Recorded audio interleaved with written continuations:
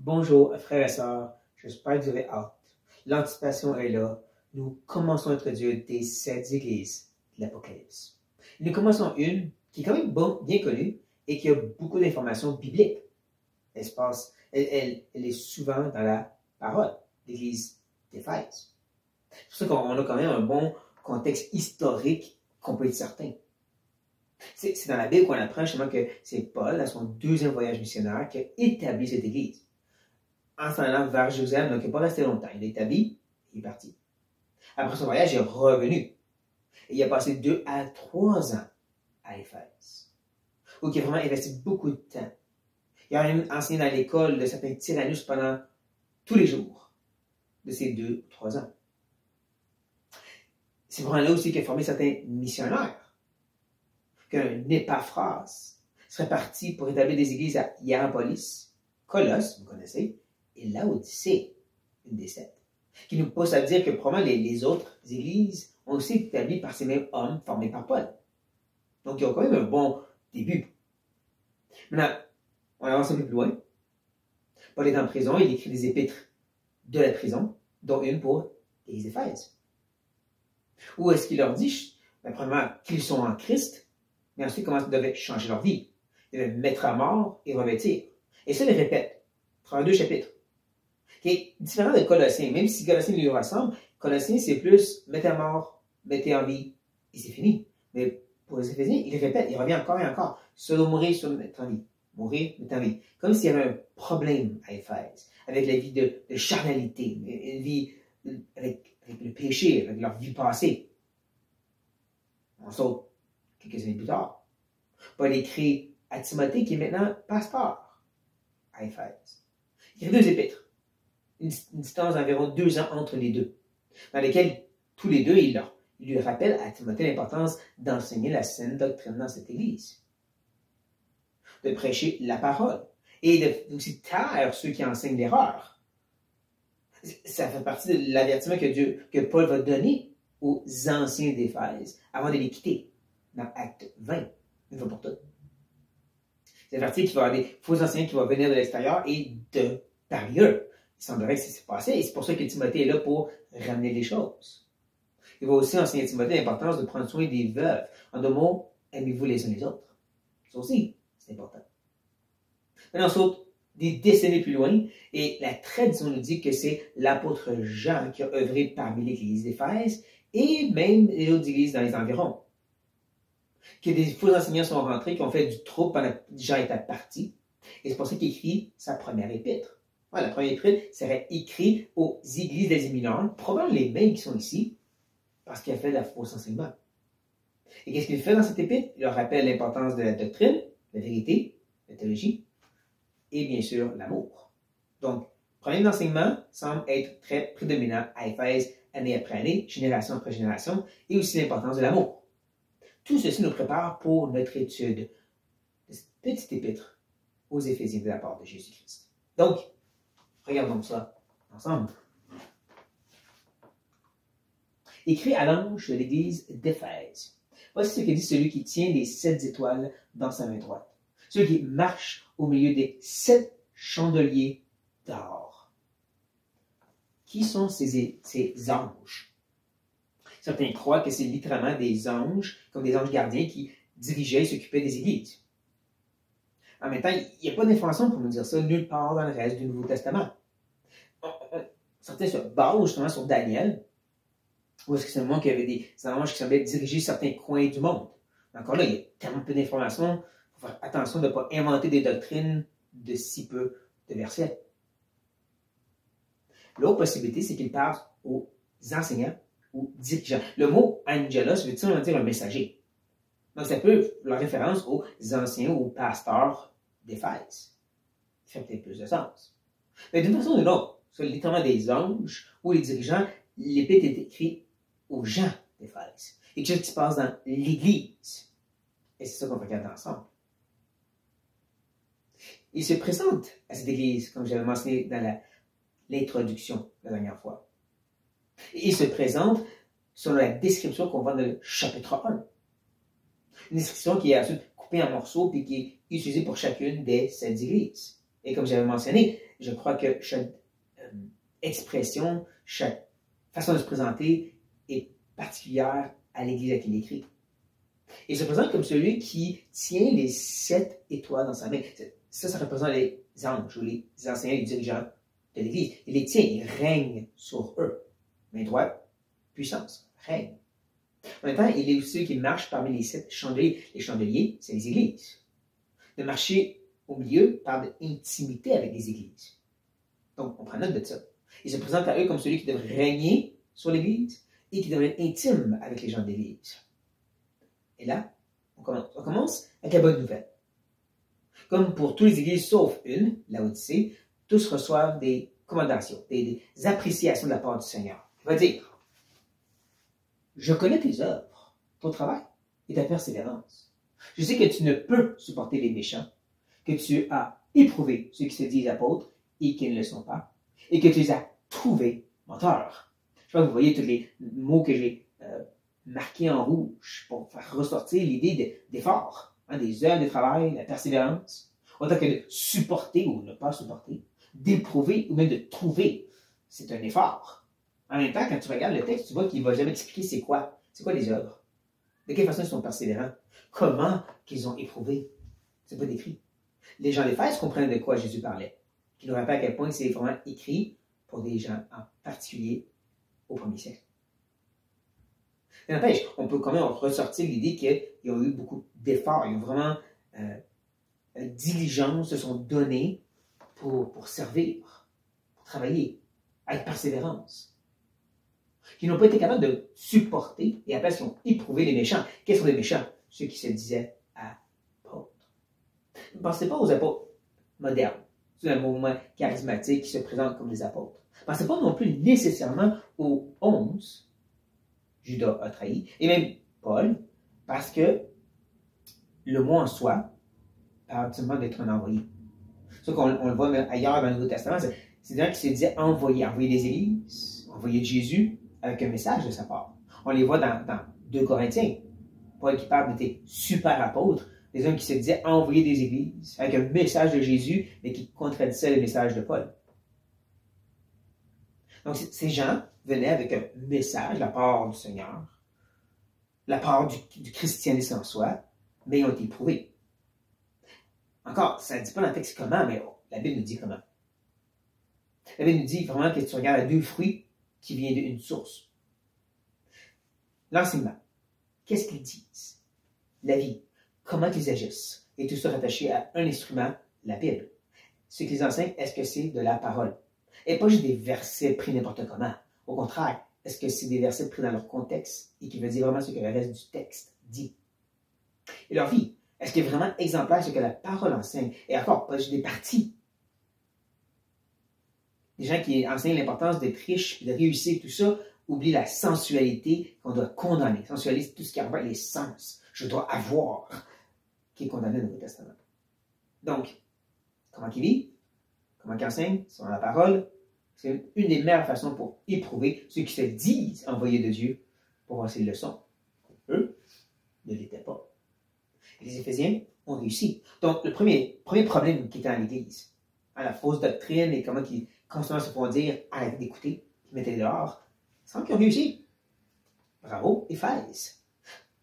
Jésus n'a pas fini. Il va continuer à les approuver en disant que tu as de la persévérance, que tu as souffert à cause de mon nom et que tu ne t'es point lassé. Et donc, déjà ici, on voit encore des mots d'action et d'œuvre, tellement qu'on devrait prendre notre main dans notre poche pour tantôt. Mais là, on voit certains contrastes aussi. Ils ne sont pas lassés. De lasser, c'est justement d'arrêter de persévérer. Donc, regardez-moi mentionner quelqu'un qui ont persévéré, puis là, il met le contraste, et ils ne vous êtes pas donc fatigué. Vous avez continué à porter le poids sans abandonner, parce que vous n'avez pas abandonné. C'est bon. On voit aussi un petit contraste avec l'idée de son nom. Parce que les apôtres, encore, ils disent qu'ils sont envoyés selon un nom. On est ici pour représenter Dieu, Jésus, peu importe. Il dit représenter un nom et ils n'étaient pas supportés. Mais le nom de Jésus, le vrai nom, ça, ils l'ont supporté. Ils ont souffert pour ce nom. Donc, on a plein de beaux contrastes sur comment c'était une église qui était fidèle. Et c'est ici que Jésus va arracher le tapis sous leurs pieds. Je sais que vous connaissez cette expression. C'est quand tout semble bien, puis oups, on tombe par terre, on tombe sur la glace. Ça va arriver justement parmi les 5 mauvaises églises. Ou 4, je devrais dire, où est-ce qu'ils se font dire, vous faites ça de bien, mais il y a un problème. 4, parce que celle de Laodicée, ils font juste rien de bien. Mais bon. Jésus va dire, mais ce que j'ai contre toi, c'est que tu as abandonné ton premier amour. Beaucoup de choses ont été dites sur cette expression. Nous, on va prendre le temps de regarder au moins 2 points très importants de ce qui est dit. Premièrement, abandonner. Le mot grec, comme mais ici en français, parle vraiment de quelque chose qui est spécifique, qui était exprès. C'est pas un oups, c'est pas un accident, c'est pas j'ai échappé, c'est vraiment j'ai abandonné. En d'autres mots, c'est comme si tu étais assis un banc avec quelque chose d'important. Là, tu viens pour te lever, tu sais que c'est là, tu te rappelles que c'est là, et tu décides de le laisser là quand tu t'en vas. C'est ça l'idée. C'est vraiment un choix. C'est vraiment une décision. C'est pas quelque chose qui s'est passé, puis ils sont comme, oh non, comment ça que ce premier amour est parti? Non, c'était un acte diligent, spécifique. Où est-ce qu'ils ont abandonné cette première amour? Qu'est-ce que ça veut dire? Mais le mot en grec, c'est proto-agapéo. Vous savez, agapé, c'est l'amour sacrificiel. Proto parle de premier, dans le sens de premier rang, premier d'importance, prédominance. Donc, ce qui devrait être principal pour l'Église, c'était l'amour. Quelle sorte d'amour? Bien, certainement l'amour pour Jésus. C'est lui qui, encore une fois, marche parmi les chandeliers en or. Aimer Christ. Là, on a vu qu'ils ont beaucoup aimé la vérité et de se battre pour la vérité. Il semblerait que l'amour pour Christ a descendu le niveau, peut-être même 2. On pourrait ajouter ceci, je dirais, l'amour pour les autres. Parce que comme Jean lui-même va dire, dans sa première épître, comment tu peux dire, t'aimes Dieu que tu ne vois pas, si tu n'aimes pas tes frères et sœurs que tu vois. Oh, Jésus va dire lui-même que l'amour pour Dieu et l'amour pour les autres, c'est comme inséparable. Ça va ensemble. C'est le grand commandement, dans un sens. Et donc, c'est-à-dire qu'ils ont abandonné, vraiment avec un effort laissé aller, de cet amour principal qui devrait être Jésus, devrait inclure aussi le fait d'aimer les uns les autres. Est-ce qu'on voit à quel point que tout ce qui a été mentionné avant nous aide? Il a mis un accent sur la vérité et de combattre la vérité. Mais c'est au détriment de mettre Christ de côté et les frères et sœurs. On voit ça à travers l'histoire chrétienne, honnêtement.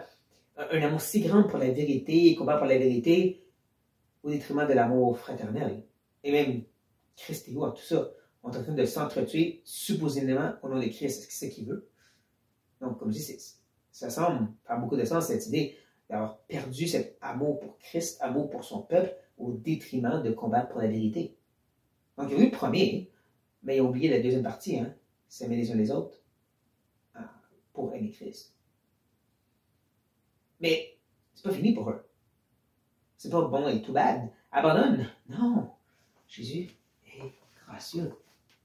Souviens-toi donc d'où tu es tombé. Repens-toi. Pratique tes premières œuvres. Sinon, je viendrai à toi et j'ôterai ton chandelier de sa place. À moins que tu te repentes. Se souvenir, c'est vraiment encore un acte qui met un effort. C'est un acte qui a un but. Collectivement, rappelle-toi. Rappelle-toi quoi? Où tu es tombé. Je ne sens pas si c'est littéralement un lieu, mais c'est un rappel de la part du Seigneur. Vous avez, avec effort, abandonné.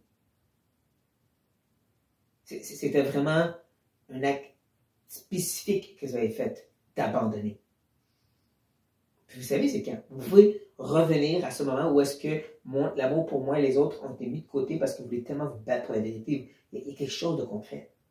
Vous pouvez le retrouver. Et c'est là que vous pouvez vous repentir. Non, on se repent justement de, pas juste en se sentant mal, puis en versant des larmes, puis en disant « je suis horrible », mais en se détournant de quelque chose de spécifique. D'un certain péché particulier. Quelque chose de concret dans ça. Ici aussi. Ils pouvaient reconnaître, retrouver, dire, oui, c'est ça qui a fait en sorte que l'amour de Christ et les autres a été descendu de niveau. Il a perdu sa première place. On peut le retrouver ce moment-là et ça a tourné, revenir, retourner sur le banc où j'ai laissé la chose puis la reprendre dans mes mains. Je peux faire ça. Donc, il n'y a pas la répétition d'idée de faut se repentir, il faut s'en détourner. Il faut revenir à ce qui était. Et ça, c'est les premières œuvres. Ce qui veut dire qu'il y avait des choses à faire. Des actes religieux, non. On l'a vu depuis tantôt. On l'a vu dans notre poche même.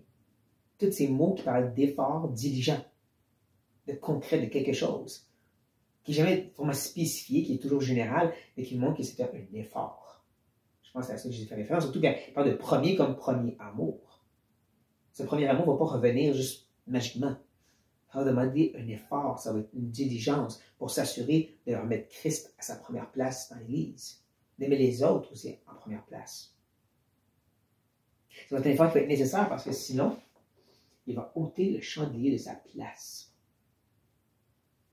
Ceci peut faire référence à cette idée qu'ils vont perdre leur influence. Ils ne seront plus un chandelier qui brille, parce que si Christ n'est pas au milieu, c'est lui la lumière. Il n'y a plus de lumière. Tu peux avoir la vérité dans que tu veux, faire toutes les activités que tu veux. Si Christ n'est pas au milieu de ton Église, tu n'as pas de lumière.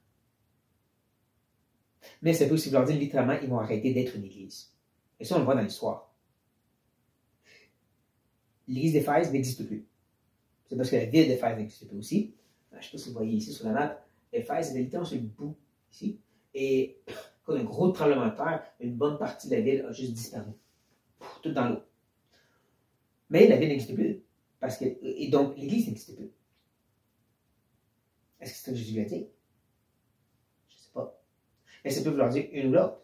Le fait revient quand même. Si Christ, la personne même de Jésus, et l'amour pour les autres n'est pas prédominant, tu perds ton influence. Tu n'es plus en train de refléter sa lumière. Maintenant, ne manquez pas qu'il y a aussi une sorte de tirage des deux bords où est-ce que Jésus approuve de leur fidélité à tenir la vérité. Il n'enlève pas ça. Et on revient à la charge, faire quelque chose de spécifique seulement pour Éphèse. Dans toutes les églises qui ont des problèmes, Jésus va dire, faites ça de bien, faites ça de mal, repentez-vous. Et pour Laodicée, vous faites ça de mal tout court, repentez-vous. Éphèse, il va revenir à la charge pour dire, ah oui, il y a d'autres choses que vous faites de bien. C'est spécial ça. Il va dire, c'est important ceci, c'est que tu hais les œuvres des Nicolaïtes, œuvres que je haïs aussi. Oui, Jésus, celui qui est amour, haït quelque chose. Ne manquez pas ça. C'est quoi les œuvres? On va revenir l'enseignement des Nicolaïtes. Mais selon ce qu'on peut retrouver des pères de l'Église qui ont parlé de ces œuvres-là, les Nicolaïtes, c'était ce qu'on appellerait de nos jours de l'hypergrâce. Tu es dans la grâce, c'est salué par grâce, donc tu peux vivre comme tu veux. Tu pêches tant que tu veux, inquiète-toi pas, tu es chrétien, tu es croyant, tout est réglé. Ça, c'est de l'hypergrâce. Ça, c'est péché.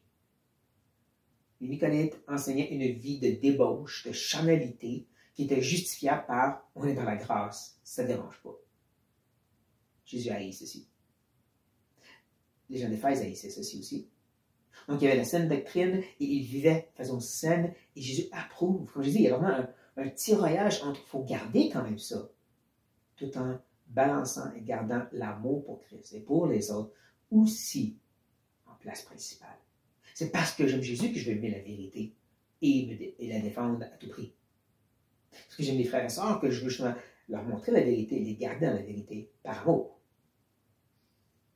Directement. Maintenant, si tout ceci est une réalité pour eux, voici la récompense.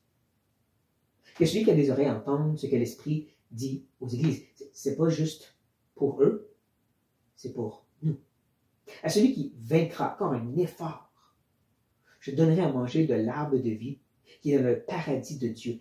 On peut penser quelque chose sur l'arbre de vie dans le paradis de Dieu. Ça ne vous ramène pas au jardin d'Éden? Ou est-ce que littéralement Dieu marchait parmi eux et est en communion avec Adam et Ève de façon extraordinaire? Ce que je réalise que la rédemption, c'est Dieu qui veut ravenir tout ceci de façon encore plus parfaite. Ou est-ce que là, on ne sera plus capable, on ne va plus vouloir pécher contre lui? Plus vouloir se rébeller. On va juste l'aimer parfaitement, de façon qu'Adam et Ève ne pouvaient pas. Jardin d'Éden 2.0 si vous voulez. Je vois que c'est ça qu'il est en train de dire. Comme j'ai mentionné, les récompenses qu'il mentionne, ça parle de la même chose, cette intimité éternelle avec lui, qui a un découlement vers nous maintenant. Dans le sens que si tu vis comme Jésus est en train de le dire, avec cet amour principal et aussi aimer la vérité, tu es déjà en train de goûter cette intimité avec Dieu. De façon limitée, bien sûr, mais quand même, c'est là. Mais ici, je me rappelle une chose très importante. Jésus ne parle pas des individus. Il ne dit pas à Marc et à Steve, toi là, aime plus, puis toi, aime-moi aussi. Non. Il dit à l'Église, ensemble. Ensemble, ils doivent se repentir. C'est ensemble qu'ils ont abandonné ce premier amour. On l'oublie parce que nous, on est tellement concentrés sur moi, j'aime ça, c'est Jésus. Puis si l'Église, non, mais tout bas, je vais aller ailleurs. Non. Parce que tu as été baptisé, immergé, attaché au corps de Christ. Je ne peux pas juste arracher ma jambe parce que ça va pas bien puis l'envoyer ailleurs. Ça ne marche pas. Il y a quelque chose de vivant. Je veux dire, si l'Église manque d'amour, c'est pas moi je l'ai, puis les autres ils l'ont pas. Non, on ne l'a pas. On travaille ensemble pour le retrouver. Mais je ne sais pas la vérité aussi. Si l'Église essaie de tourner dans l'erreur, hey, on est là pour travailler à revenir à la vérité en tant que communauté. Même qu'on va voir dans une des autres églises à quel point que, même quand c'est un restant, il ne devrait pas se battre. Mais bon, je ne vais pas devancer. Ici, juste un rappel. Oui, on veut mettre Christ en premier individuellement, mais on veut aussi le faire en tant que communauté. On ne veut pas négliger l'aspect collectif pour ce qui est d'aimer Christ en premier et d'aimer la vérité. Ceci nous réveille, chers frères et sœurs. Sur ça, soyez bénis.